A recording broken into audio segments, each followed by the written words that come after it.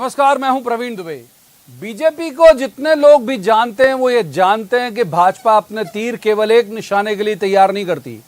तो अगर कार्य समिति की पहली बैठक के बाद पार्टी की सबसे बड़ी चिंता SC/ST वर्ग है तो समझिए कि प्लानिंग कितनी लंबी है।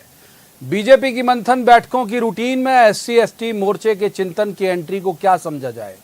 बीजेपी की वर्किंग के हिसाब से क्या उपचुनाव के लिए वार्म अप हो रही पार्टी? उपचुनाव वो भी 3 सीटों का, या फिर वो जो नगरीय निकाय के चुनाव होने वाले हैं जिनमें ट्राइबल वोट बैंक बहुत कम होगा शायद, क्योंकि ये शहरी क्षेत्रों के लिए होते हैं बहरहाल, या फिर ये 2023 के लिए जमीनी जमावट है, या इसमें अगले साल यूपी में होने जा रहे चुनाव के मद्देनजर उत्तर प्रदेश की सीमाओं से सटे इलाकों की फिक्र भी शामिल है। जैसे मैंने कहा कि बीजेपी बहुत लंबा सोचती है। बहुत सारे इलाके हैं ग्वालियर चंबल के, बहुत सारे इलाके विंध्य के जो सीधे यूपी से सटे हुए हैं और जहां पर हम देखते रहे कि भले ठीक है कि उस तरह की सीट नहीं आए लेकिन बसपा का वोट बैंक है। इसमें दो राय नहीं कि SC/ST वर्ग के हाथ में होती है हमेशा सत्ता की चाबी। आजादी के बाद से आज तक जिस आदिवासी के सहारे कांग्रेस राज्य से लेकर केंद्र की सत्ता तक पहुंचती रही, उस आदिवासी वोट बैंक की कीमत वक्त रहते बीजेपी ने भी जान ली है। SC/ST वोटर को समर्पित शिवराज सरकार की योजनाएं मिसाल हैं इस बात की। उधर सेवा भारती और वनवासी कल्याण परिषद के जरिए RSS भी जमीन तैयार कर रहा है बहुत लंबे वक्त से। और अब संघ और शिवराज सरकार के सहारे बीजेपी संगठन का दांव के 230 में से 82 सीटों वाली SC/ST वोटर पर पकड़ और मजबूत की जाए। SC वर्ग की उपजातियां भी अब पार्टी के मोर्चे का हिस्सा बनेंगी और संगठन के कार्यकर्ता SC/ST वर्ग के लिए बनी योजनाओं की ग्राउंड लेवल से ले मॉनिटरिंग शुरू करेंगे। हालांकि कांग्रेस भी इस वोट बैंक को आसानी से हाथ से जाने नहीं देगी। कांग्रेस का आदिवासी डॉक्यूमेंट का प्लान इसकी तस्दीक है, जिसमें कमलनाथ सरकार के दौर में आदिवासियों के लिए बनाई गई योजनाओं को पार्टी SC/ST वोटर के बीच ले जा रही है। अब दोनों दलों में इन वर्गों को लेकर इतनी बेचैनी क्यों है? तब जब चुनाव बिल्कुल मुहाने पे नहीं, मतलब आप ये देखिए एक बार फिर मेरे उस शुरुआत को गौर करिएगा जिसमें मैंने कहा कि बहुत 3 तरह के निशाने साथ के बीजेपी तीर छोड़ती है। यह भी जान लीजिए कि कुल 82 SC/ST सीटों में से 35 सीटें SC वर्ग की हैं, जिनमें से 13 सीटों पर कांग्रेस का कब्जा है और 22 पर बीजेपी का। ST की 47 सीटें, इनमें बिसाऊलाल सिंह के कांग्रेस छोड़ देने के बाद कांग्रेस के खाते में 30, बीजेपी के हिस्से में 16 है, एक पर निर्दलीय। हालांकि इस वर्ग की निगाह से दोनों दलों में दमदार कौन है ये लिटमस टेस्ट उपचुनाव में ही हो जाएगा। 3 विधानसभा सीटों के उपचुनाव में रैगांव सीट SC वर्ग के लिए आरक्षित और थांदला ST वर्ग के लिए आरक्षित है। यानी ये लिटमस टेस्ट मैं बार बार कह रहा हूं, ये बहुत बड़े चुनाव नहीं है, उपचुनाव बहुत बड़े अमूमन होते भी नहीं। तो क्या है बीजेपी का 82 सीटों यानी 82 सीटों पर पकड़ बनाने का फॉर्मूला? क्या कांग्रेस इतनी आसानी से आदिवासी को अपने हाथ से जाने देगी? एक जिम्मेदार पैनल हमारे साथ जुड़ेगा जिससे हम करेंगे सवाल और कहेंगे जवाब तो देना होगा। लेकिन पहले आपको दिखाते हैं एक रिपोर्ट, देखिए।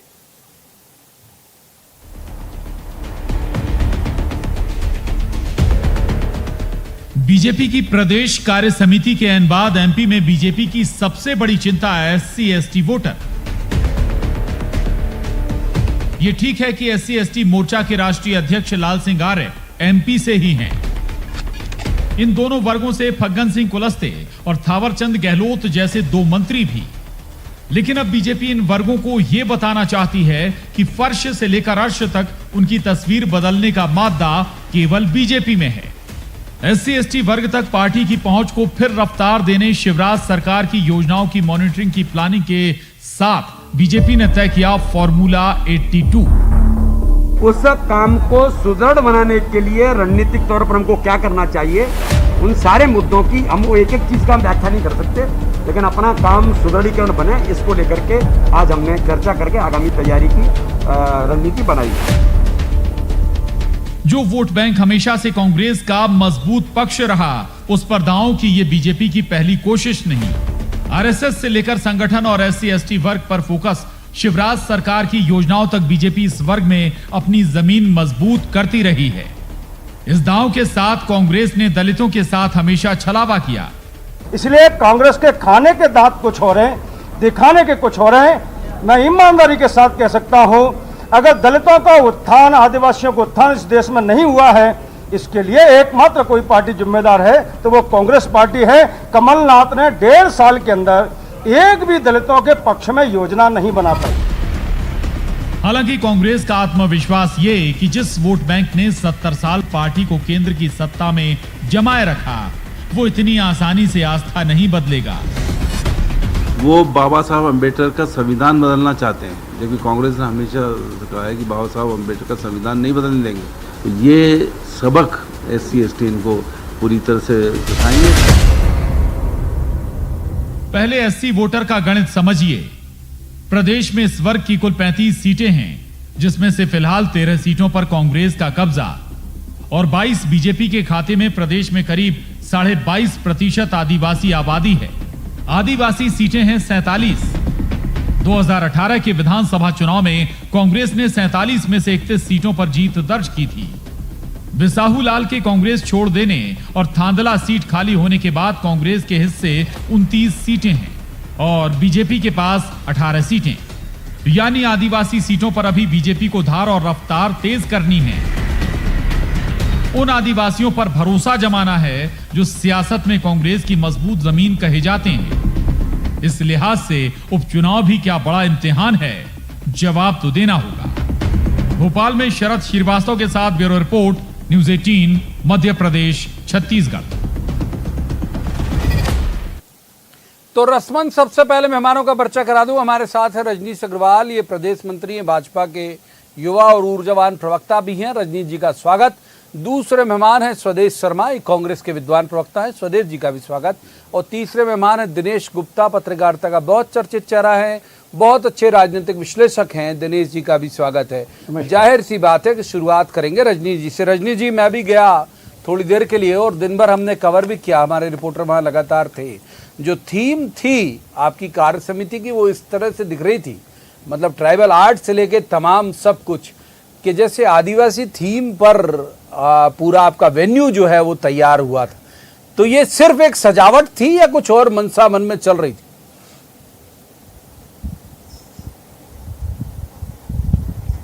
देखिए, प्रदेश कार्य समिति की बैठक की दृष्टि से जो सजावट आपने कहा, निश्चित तौर पर प्राकृतिक सौंदर्य से भरपूर और हमारी जो लोक परंपराएं हैं, लोक रीति रिवाज हैं, उससे भरपूर, लोक कला से भरपूर, लोक रंगों से सजी हुई, बुनी हुई पूरी प्रदेश कार्य समिति रही है। तो इसमें कहीं छटा जो है वो प्राकृतिक सौंदर्य की थी, कहीं कला की थी, आपने निहारा भी होगा। तो तमाम प्रकार के संदेश वैसे ही थे जैसे आप उसको निकालना चाहें। तो भाई साहब, प्राकृतिक सौंदर्य बेड़ाघाट में भी है, पचमढ़ी में भी है, बहुत सारी जगह है। प्राकृतिक सौंदर्य ट्राइबल आर्ट से ही जुड़ा हुआ था। ट्राइबल ही 2-3-4 जगह के ट्राइबल अलग अलग, जो मैं खुद भी देखता हूँ, गोंडी भी उसमें दिख रहा था, झाबुआ की तरफ का भी दिख रहा था। इसकी वजह क्या थी खास? नहीं, मैंने वही कहा कि भारतीय जनता पार्टी के पास में कभी बहुत अच्छे से आप और गुप्ता जी जानते हैं कि आदिवासियों के कई उपजातियां, वहां भारतीय जनता पार्टी के जनाधार नहीं था। आज भारतीय जनता पार्टी के जो एक सीट पर हम नहीं है लोकसभा में, उस सीट पर भी हमने आदिवासी नेतृत्व को प्रत्याशी बनाया था, नेता को, नत्थन सिंह साहब जी को, और मात्र 30-35 हजार वोटों से ही जीत पाए। पूरी ताकत लगाने के बाद सरकार कांग्रेस की थी और मुख्यमंत्री जी स्वयं उनके पिताजी थे।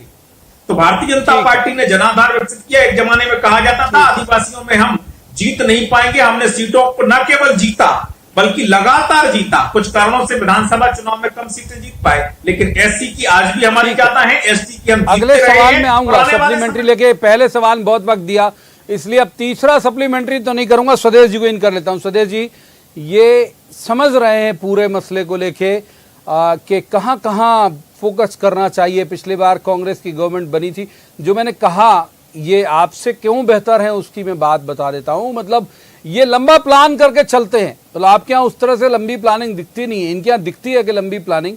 तो 2023 भी हो सकता है इसमें शामिल हो सकता है यूपी इलेक्शन, जैसे हमने जिक्र किया आगे, ग्वालियर चंबल और विंध्यवाला इलाका भी ये प्लान करके चल रहे होंगे भाई बीजेपी को कैसे फायदा पहुंचना चाहिए। तो जो आपका वोट बैंक माना जाता है उसको खींचने की कवायद है। स्वदेश जी, प्रवीण जी, जहाँ तक मैं समझता हूँ, मेरा 35 वर्ष का तजुर्बा है, मैंने ये देखा है राष्ट्रपिता महात्मा गांधी के विचारों पर हम चलने वाले हैं, जिनकी रघुपत राघव राजा राम से सुबह होती थी और शाम दलित बस्तियों में गुजारा करते थे। अस्पृश्यता का उनका नारा था और हमने दलित आदिवासियों के लिए जो काम किया वो देश के सामने है। मध्य प्रदेश की बात की जाए तो राधा किशन मालवीय जी हो, पीसीसी के चीफ रहे हैं, उर्मिला सिंह जी हो, पीसीसी की चीफ रही हैं, चाहे प्यारेलाल कंवर जी हो या जमुना देवी हो या शिवभान सिंह सोलंकी, हमने डिप्टी सीएम बनाया है। हमने उनके लिए नई नई योजनाएं लेकर आए हैं और उनको मुख्य धारा से जोड़ने का काम किया है। सत्तारूढ़ सिंह पिछली सरकार में, ओम प्रकाश ध्रुवे और ये सब, माया सिंह अभी है, मीना सिंह, माफ कीजिए, मीना सिंह है, और भी नाम है बहुत सारे, इनके यहाँ भी तो हैं। ठीक है, इनके यहाँ है, लेकिन इनके यहाँ प्रदेश का संगठन का मुख्य अध्यक्ष कभी नहीं बन पाया और मैं नहीं समझता हूँ कि अभी शायद बना पाएंगे। ये अभी हमारे लाल सिंह आर मित्र हैं, उनको बनाया भी है तो किसी विंग का राष्ट्रीय अध्यक्ष बनाया है, मुख्य पार्टी का नहीं बनाया। और बताए एक खास बात प्रवीण जी और जोड़ लीजिए इसमें, इनकी पार्टी के प्रेरणा स्रोत मोहन भागवत जी हैं, जिन्होंने आरक्षण पर समीक्षा करने की बात भी कह डाली है। अब कैसे मान लिया जाए इस वर्ग के ये शुभचिंतक हो सकते हैं? हमारी कम समय की सरकार थी, लेकिन माननीय कमलनाथ जी ने 8 अगस्त को विश्व आदिवासी दिवस की घोषणा करने के बाद छुट्टी लागू किए जाने की घोषणा की और उसको लागू किया। हमारे माननीय मुख्यमंत्री महोदय ने, तत्कालीन ने यह भी किया कि आदिवासी लोग अपने इलाज के लिए कई समस्याओं के लिए परेशान होते हैं तो एटीएम और 10,000 रुपए तक का उनको क्रेडिट कार्ड इस तरह से जारी किए जाने के लिए इन्होंने वो चप्पलें उनको 2018 के चुनाव में भेंट की थी, जिनसे उनको कैंसर जैसी घातक बीमारियां होने लगी थी। रहा सवाल इस बात का, ये दिखावा जो करते हैं, दिखावा जो करते हैं। तीसरे मेहमान को इन कर लेता हूं, पहले सवाल बहुत वक्त देता हूं, मैं सप्लीमेंट्री भी ले लेता हूं, दिनेश जी को इन करता हूं। दिनेश जी, अब उसी सवाल पे आते हैं जो दोनों उस तरह से जवाब नहीं दे सकते थे, दोनों की अपनी अपनी राजनीतिक प्रतिबद्धता है, लेकिन आप बेहतर दे सकते हैं। जो मैं कह रहा हूं कि तीन निशाने पे मारती है बीजेपी, एक पे नहीं मारती कभी भी। तो हो सकता है कि एक ये भी हो कि भाई यूपी को ही मदद करो, ग्वालियर चंबल के इलाके से, विंध्य के इलाके से जो सटता हुआ उत्तर प्रदेश है, 2023 पे भी नजर रखो। इन 3 सीटों के लिए, मतलब 3 सीटों पर मेरे घरे भी नहीं उतरेगा, आपके भी नहीं उतरेगा, इतना बड़ा चुनाव तो है नहीं जिसमें से एक एससी के लिए और एक एसटी के लिए। इसके लिए उपचुनाव के लिए तो इतना फॉर्मूला, इतनी मेहनत तो करेंगे नहीं वो लोग। उनका उद्देश्य, क्या आप सहमत है मेरी इस बात से कि इनका बड़ा लंबा उद्देश्य हो सकता है बीजेपी का इस कार्य समिति में, जिस तरह का रिफ्लेक्शन आया उसे देखकर? प्रवीण जी, भविष्य की राजनीति को समझने के लिए हमें थोड़ा सा अतीत में भी जाना होगा। जरूर। ये जो मध्य प्रदेश था, जिसमें हमने वो एक बयान माइका लाल वाला जो 2018 के चुनाव में बहुत चर्चित रहा था, और ग्वालियर चंबल अंचल में जो हिंसा हुई थी चुनाव से पहले, उसको भी हम नहीं भूल सकते। जब हम अनुसूचित जाति की राजनीति की बात करते हैं तो हमको ग्वालियर चंबल की राजनीति और विंध्य की राजनीति को मिक्स नहीं करना चाहिए, क्योंकि वहाँ का जो अनुसूचित जाति वर्ग का वोटर है वो अलग तरह से सोचता है और ग्वालियर में अलग तरह का सोचता है, ग्वालियर चंबल में। इसलिए हमने देखा कि नतीजे भी बिल्कुल अलग अलग आए थे। इसी तरह से आदिवासी अंचल में होता है कि महाकौशल का जो आदिवासी है वो कुछ और सोचता है, और इंदौर संभाग का जो निमाड़ मालवा का आदिवासी है वो अलग सोचता है। तो एक ज्वाइंट कोई रणनीति इसमें काम नहीं कर सकती। भारतीय जनता पार्टी अभी तक जिस तरह से सत्ता में रही, जो हम आप 2018 के जो पहले की स्थिति थी, लगातार 15 साल रही, तो कहीं ना कहीं उसे अनुसूचित जाति की जो सीटें थी उसमें बहुत सपोर्ट मिला। और उसका कारण जो है, भारतीय जनता पार्टी की खुद की कुछ वो स्ट्रेंथ कम थी। बहुजन समाजवादी पार्टी की जो प्रभावी उपस्थिति थी, जो कांग्रेस का कमिटेड वोटर था, वो यदि कांग्रेस से दूर जाता है, चाहे वो अनुसूचित जाति का हो, चाहे आदिवासी वर्ग हो, या फिर मुस्लिम का जो वोटर है, जिसको कांग्रेस जिसको ये मानती है कि 3 हमारे साथ हैं तो हम मध्य प्रदेश की सत्ता में काबिज रहेंगे। यदि 2 वोटरों को बांट दिया जाता है, 2 वर्गों को बांट दिया जाता है, तो भारतीय जनता पार्टी के लिए आधी लड़ाई सफलता की जो वो जीत चुकी होती है। ठीक बात। तो अब जो 2018 ना दोहराए जाए आगे कभी किसी चुनाव में, हमने उपचुनाव में भी देखा था कि इमरती देवी जैसे चेहरे, या करेरा में जो जिस तरह से अनुसूचित जाति की सीट भारतीय जनता पार्टी हारी थी, और भी जगह जहां अनुसूचित जाति का वोट था, जनजाति भी करिए ना, जनजाति ने तो बहुत बीजेपी को पिछले बार नुकसान पहुंचाया। हाँ, जनजाति को कांग्रेस का जो हमने देखा था कि गोंडवाना के कारण जो नुकसान होता था महाकौशल में, वो कहीं ना कहीं कांग्रेस ने 2018 के चुनाव में उसकी कुछ भरपाई की थी। तो कांग्रेस का जो की तरफ जो वोटर जा रहा है, भारतीय जनता पार्टी उसे अपनी तरफ कैसे बना के रखे, ये आज हम 2021 में हैं, क्योंकि बहुत ज्यादा समय नहीं है, 23 करीब है। तो जब 23 के आने से पहले यदि ग्राउंड वर्क नहीं होगा, लोगों को जो जिस तरह से मैन टू मैन मार्किंग होती है, रीजन वाइज जो मार्किंग होती है, यदि उसको अभी से नहीं करेंगे तो शायद जो है फिर वो जो रणनीति है फिर से सत्ता में वापस आने की, वो कारगर नहीं होगी जब तक ये वोटर भारतीय ठीक कह रहे हैं, बिल्कुल ठीक कह रहे हैं। बड़ी संख्या है। एक बार रजनीश जी का रुख कर लेते हैं। रजनीश जी, पहले आप बात कर लेते हैं एसटी 47 सीटें, 31 सीटें पिछली बार कांग्रेस के पास चली गई, एक आप ले आए बिसाऊलाल, अलग मसला है। मंडला, डिंडोरी, बालाघाट, छिंदवाड़ा, बहुत सारे इलाके ऐसे हैं जहां बहुत नुकसान आपको तगड़ा हुआ, दम से हुआ। तो जो दिनेश जी कह रहे हैं कि अब आपको लग रहा है कि भाई 2021 आ गया यार, 2 साल बचे हैं कुल जमा, अगर बहुत तेज नहीं करेंगे तो इस वर्ग को फिर कैसे खींच पाएंगे, यही वजह है क्या?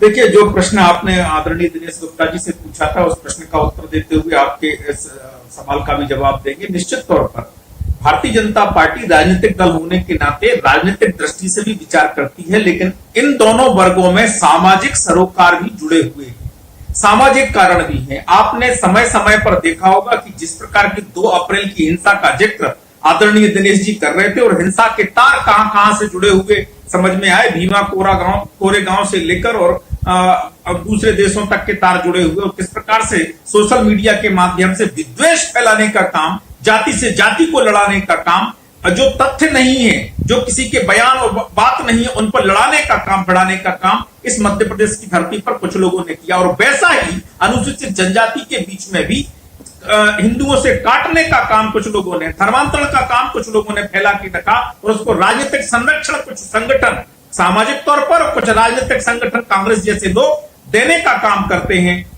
वो भी एक भारतीय जनता पार्टी की बड़ी चिंता का कारण है। एक दूसरी बात, जो योजनाएं केंद्र सरकार की है, आयुष्मान भारत 5 लाख तक का बीमा, प्रधानमंत्री आवास योजना, रोटी कपड़ा मकान की तमाम प्रकार की योजनाएं हमने चलाई हैं, निःशुल्क शिक्षा की योजना, वो हम दे रहे हैं, कर रहे हैं। लेकिन आज भी वो कहते हैं तो इंदिरा गांधी दे रही है, कांग्रेस दे रही है, हाथ का पंजा वालों ने दिया। तो हमारा जो कम्युनिकेशन गैप है वो उन जातियों के बीच में, उन समुदायों के बीच में प्रॉपर बने। आज सबसे बड़ा योजनाओं का देने का काम भारत की सरकार ने, मोदी जी की सरकार ने, शिवराज जी की सरकार ने, संबल योजना जैसी योजना जो जन्म से लेकर मृत्यु पर्यंत तक पूरे जीवन भर लाभ देती है। आप डिंडोरी को भली भांति जानते हैं, आसपास के इलाके जानते हैं। एक बार इनको इन करते, एक बार इनकर स्वदेश जी को इन कर रहे थे, बहुत वक्त दिया आपको पहले सवाल में, दूसरे सवाल में भी।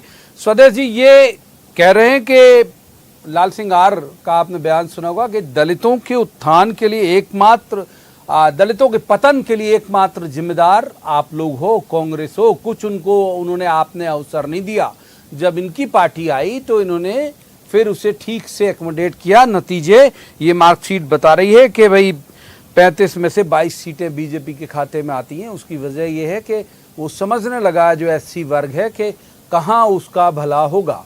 स्वदेश जी, लाल सिंह आर जी हमारे मित्र हैं और ये खांटी के आरएसएस के कार्यकर्ता हैं, और मैं ये समझता हूँ, मैं इनको आज से नहीं जान रहा हूँ, 35-36 साल से जानता हूँ। उनको ये जान लेना चाहिए, उनकी खुद की विधानसभा में उनको नकार दिया गया है, वो चुनाव हार गए हैं। और नकारने का के कारण भी क्या है, इनकी आरएसएस के जो सुप्रीमो हैं उन्होंने एक बयान दिया था कि आरक्षण की समीक्षा की जाए। तो जो पार्टी आरएसएस की समीक्षा करने की बात कहे, आरक्षण से इस वर्ग को उत्थान हुआ है, इस वर्ग के लोग आगे बढ़े, आज बराबरी से बैठने का इनको जो अधिकार मिला है ये आरक्षण की वजह से मिला है, आज संबद्धता मिली तो इनके वजह से मिली है। लेकिन आज सबसे बड़ा दुर्भाग्य तो इस बात का है प्रवीण जी, लाखों लोगों की मौत हो जाने के बाद, लाखों बहनें विधवा हो जाने के बाद, लाखों बच्चे अनाथ हो जाने के बाद देश भर की स्थिति बड़ी भयावह रही है। मध्य प्रदेश की कम नहीं रही है, बहुत ज़्यादा भयानक हुई है। ऐसे में माननीय मुख्यमंत्री महोदय और भारतीय जनता पार्टी इस तरह से अपने कार्यालय को फूल मालाओं से सजा रही है और 24 घंटे चुनाव के मूड में रहने वाली बात ये शो कर रही है। जनता देख रही है इस बात को,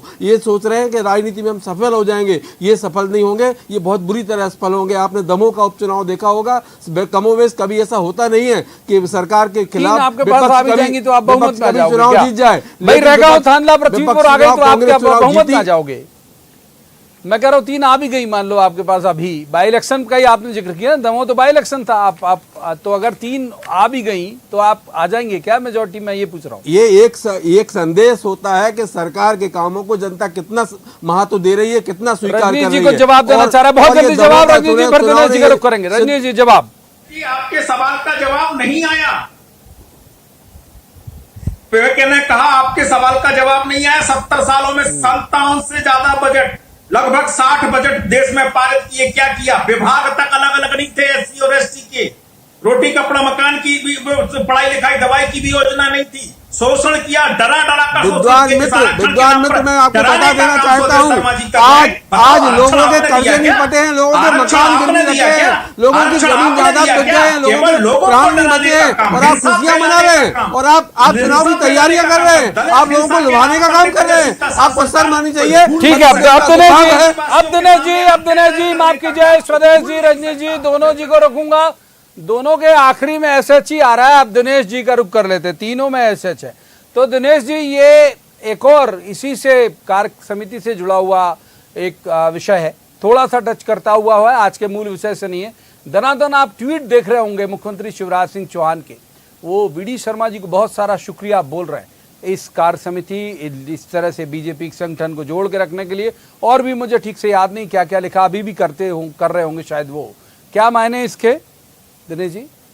देखिए, निश्चित तौर पर जिस तरह के हम पिछले दिनों का घटनाक्रम देख रहे हैं, और जिस तरह का कल जो नड्डा साहब का बयान था, हमने देखा था कि या जो दूसरे पार्टी के जो दूसरे प्रभारी महासचिव हैं या जो सचिव हैं, उन्होंने निश्चित तौर पर लॉबिंग को लेकर और जिस तरह से मुख्यमंत्री बदलने को लेकर सोशल मीडिया की जो बातें सामने आई, उन पर जो बातचीत खुल के रखी है, तो एक पार्टी संदेश देना चाहती है कि जो लीडरशिप है वो इस वक्त जो फिर संगठन की तरफ केंद्रित हो रही है, फिर से संगठन की तरफ मोड़ने की कोशिश कर रहे हैं। और मुख्यमंत्री जी भी जो कर रहे हैं वो ये मान रहे हैं कि जो पार्टी संगठन तय करेगा, कहीं ना कहीं ये संदेश दे रहे हैं कि पार्टी संगठन जो है वो उनके साथ है, और पार्टी संगठन के साथ उनका सबसे बेहतर समन्वय है। और वो समन्वय हमको दिख भी रहा है। आप देखिए कि पिछले दिनों से जो है, जब से ज्योतिरादित्य सिंधिया आए हैं, तो एक जो नए शक्ति केंद्र के तौर पर जिस तरह से जिक्र करते हैं, सोशल मीडिया पर जिक्र होता है, लेकिन वो शिवराज जी को देखिए आप, लगातार वो उनसे समन्वय भी हो रहा है और बीडी शर्मा जी से भी समन्वय हो रहा है।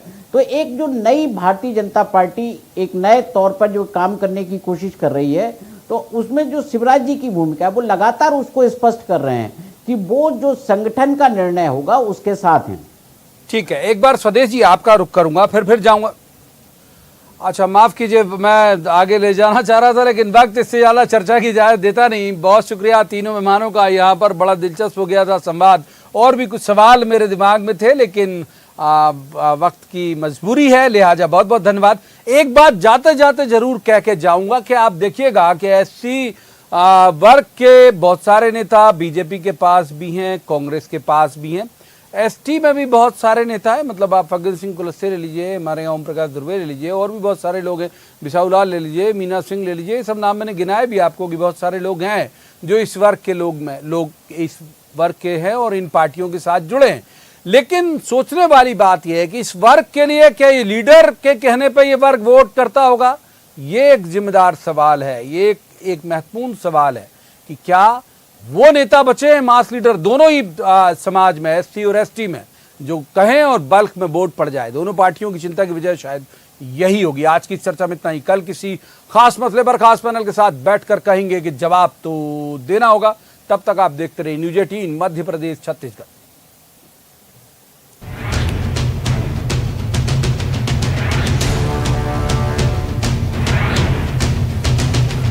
ऊर्जा मंत्री ने लगवाए बिजली